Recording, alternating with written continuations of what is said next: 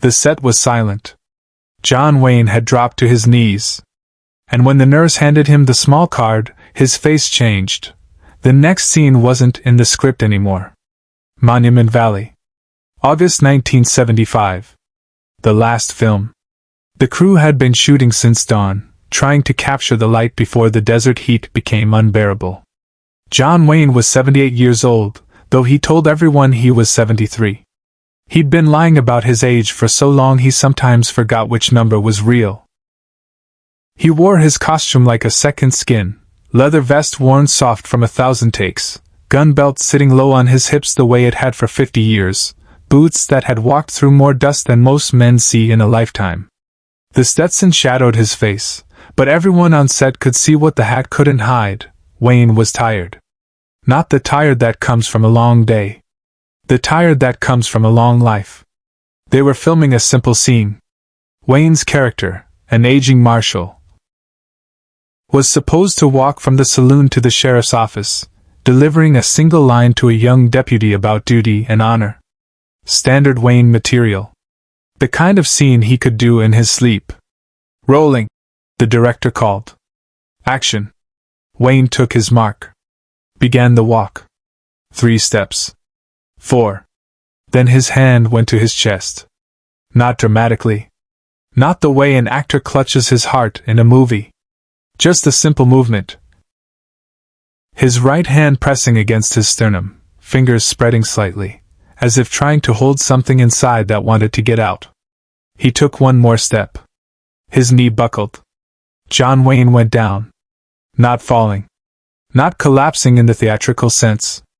Just kneeling. Like a man in church. His left hand found the dusty ground. His right hand stayed pressed to his chest. The famous face. The face that had sold 1 million tickets, launched 1,000 imitators, defined what America thought a man should look like, showed something the cameras rarely captured. Pain. Real pain. Cut! The director was already moving. Get the medic. Now. But the nurse was already there. Her name was Margaret Hayes. 56 years old.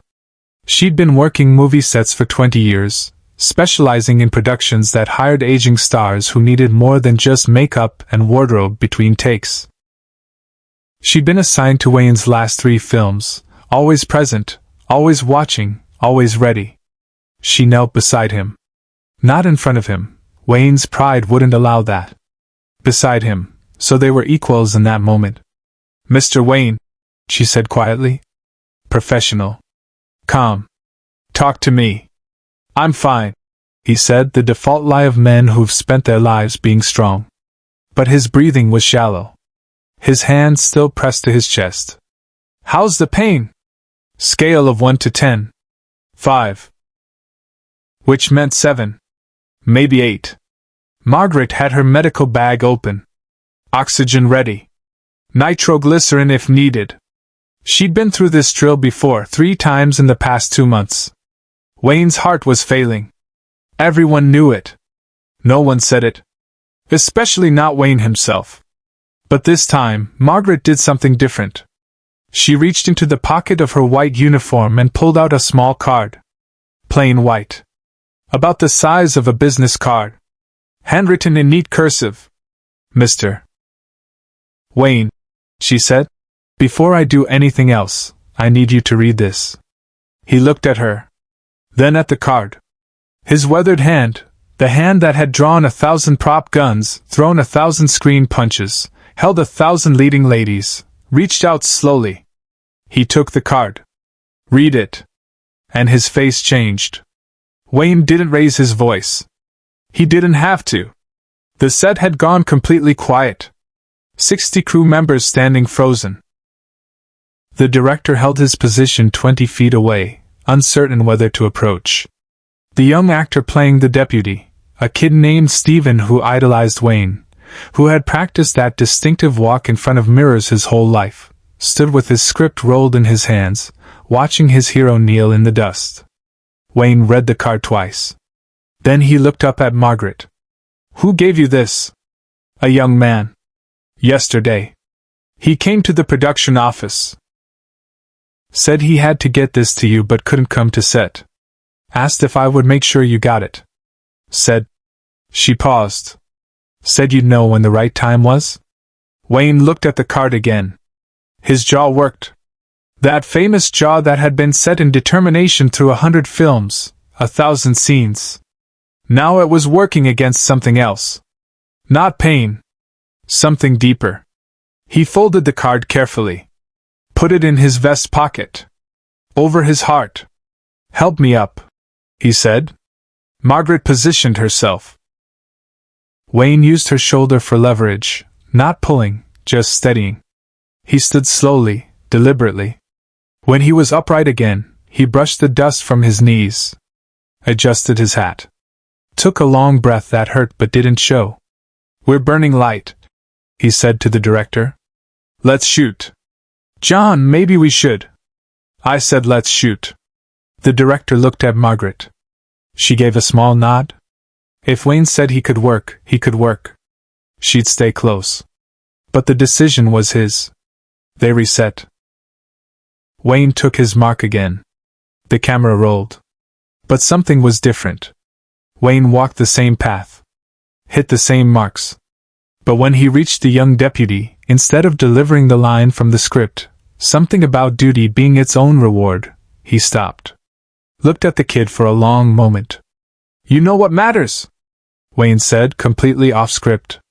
His voice was quieter than usual. Not weaker. Quieter. Like he was telling the truth instead of delivering a line. Not the fights you win. Not the bad guys you put down. What matters is who you show up for when nobody's watching. When there's no applause. No glory. Just you and the choice you make. The young actor's eyes were wide. This wasn't the scene. But he stayed in it, nodding slowly. Yes, sir, he said, also improvising now. Wayne put his hand on the kid's shoulder. Remember that. Cut, the director said quietly. Then, after a pause, print it. Subscribe and leave a comment. Because the most important part of this story is still unfolding. To understand what was on that card, you need to understand what happened in 1943. John Wayne wasn't in World War II. Every man his age had a story about the war, what unit they served in, what battles they saw, what friends they lost. Wayne had no story. He'd been deferred. Too old, they said. Essential to morale, they said. Needed at home making movies that sold war bonds. The truth was more complicated. He tried to enlist. Multiple times. But by 1943 he was already Duke Wayne, movie star, worth more to the war effort on screen than in uniform. The studios had made sure of that. And Wayne, 36 years old with a young family and a contract that could support them, had eventually accepted it. He spent the war making propaganda films. Good ones. Films that stirred patriotism and sold bonds and helped the effort in their own way. But they weren't service. They weren't sacrifice. When the boys came home in 1945, the ones who survived, they came home to a country that treated John Wayne like a war hero. Like he'd stormed beaches and taken hills. He hadn't. He'd worn a costume and pretended. It ate at him. For the rest of his life, it ate at him. In 1949, he was signing autographs at a veterans hospital in San Diego. Routine publicity work. Shake hands. Smile for pictures. Tell a few jokes. Most of the veterans were grateful for the visit. Happy to meet Duke Wayne. But one man wasn't. His name was Thomas Morrison. 27 years old. Marine. Pacific Theater. He'd lost both legs at Iwo Jima. He sat in his wheelchair at the end of the line, waiting his turn. When Wayne got to him, Thomas didn't ask for an autograph. He just looked up at the movie star and said, "Did you serve?" The question cut through the noise of the ward like a blade. Wayne's hand, extended for a shake, froze midair. Wayne started. "It's a simple question. Did you serve?" "No," Wayne said. "I didn't." Thomas nodded slowly. "But you played a lot of soldiers. Won a lot of wars." On screen. Wayne had no response. Around them, the other veterans had gone quiet. The publicist was trying to move them along, but Wayne stood rooted. You know what I think about when I see your movies? Thomas said. His voice wasn't loud. Wasn't angry. Just flat. I think about the guys who didn't come back. The real ones. And I wonder if they'd be proud that you're who America thinks a soldier looks like. Wayne stood there for what felt like an hour but was probably 10 seconds. Then he did something that surprised everyone in that ward. He knelt. Right there beside Thomas's wheelchair. So they were eye to eye. You're right, Wayne said. And I'm sorry. I can't undo it. Can't go back and serve when I should have. Can't earn what you earned. But I want you to know something. He paused. Every film I make from now on, every soldier I play, I'm going to try to do it right. To honor what you went through. It won't be enough. But it's what I can give. Thomas stared at him. Then slowly extended his hand. Wayne took it. They shook. Long and firm. I don't need your honor, Thomas said. But my son might. He's 8 years old. Thinks his old man is broken because I can't walk. Maybe someday, if he sees one of your movies, he'll understand that soldiers come home different but they come home strong. Can you do that? Yes, Wayne said. I can do that. They talked for 20 more minutes. The publicist tried to move Wayne along 3 times. Wayne ignored her. When he finally stood to leave, Thomas called after him. Wayne. He turned. Thank you for being honest. Most men would have lied. Wayne nodded and walked away. But something had changed in him that day. The guilt didn't leave. It never would, but it had shape now. Purpose. For the next 26 years, John Wayne made movies differently. He insisted on scripts that showed soldiers as human, flawed, scared, doing their duty anyway. He visited veterans' hospitals on his own time, no press, no cameras. He paid for medical care for former servicemen who couldn't afford it. He never talked about it publicly. And every year, on the anniversary of that conversation, he received a letter from David Morrison. Just a few lines. Updates about life. About Thomas's son, who did grow up understanding strength. Who became a teacher. Who named his own son after his grandfather. The letters always ended the same way. You kept your promise. TM. Then, in 1974, the letters stopped. David Morrison had died. Heart attack. Quick. He was 62. His son, now a man in his 30s, a teacher in Oregon, had cleaned out his father's house and found boxes of letters, including every letter his father had ever received from John Wayne. Responses to those annual notes. Private correspondence between 2 men who'd found understanding in a hospital ward 30 years ago. The son's name was David Morrison. And in August 1975, he traveled to Monument Valley with a card he'd written by hand. Away from the cameras, Wayne made a choice no one expected. The card Margaret had given Wayne was simple.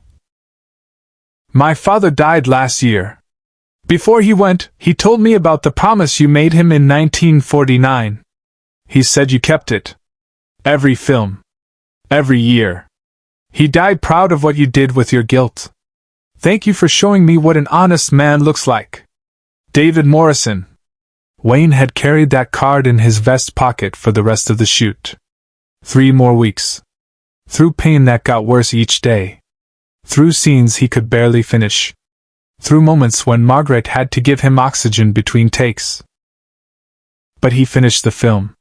When the director asked why he pushed so hard, why he didn't just take the medical leave everyone knew he needed, Wayne pulled out the card. A man made me promise something 30 years ago, Wayne said. And his son came all this way to tell me I kept it. Long as I can stand, I finish what I start. The film wrapped in September. Wayne's last on-screen role. In the final scene, his character rides off into Monument Valley at sunset, alone, but not broken. Just finished. 3 months later, John Wayne died. The card was in his jacket pocket when they buried him. Share and subscribe. Some stories deserve to be remembered. Margaret Hayes kept a copy of that card. Years later, she would tell interviewers it was the moment she understood what real strength looked like. Not the gunfights. Not the heroics. The quiet decision to honor a promise to a man in a wheelchair 30 years after the words were spoken. David Morrison never met John Wayne in person. But he attended the funeral. In his pocket, he carried his father's letters, all of them. After the service, he donated them to the John Wayne Museum with one request: display them beside the costume from that last film. They sit there today. Behind glass. A reminder that the man who played heroes wasn't one because he was perfect. He was one because he knew he wasn't.